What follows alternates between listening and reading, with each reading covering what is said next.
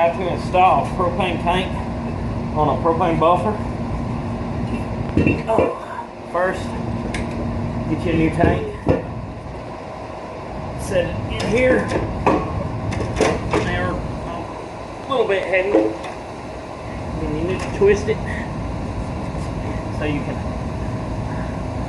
line up the valve to your hose. It just screws on clockwise. You get it nice and tight as you can with your hand. There's a little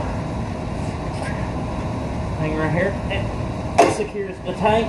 Squeeze it, it pushes it up there, and then turn on the tank counterclockwise and start it up.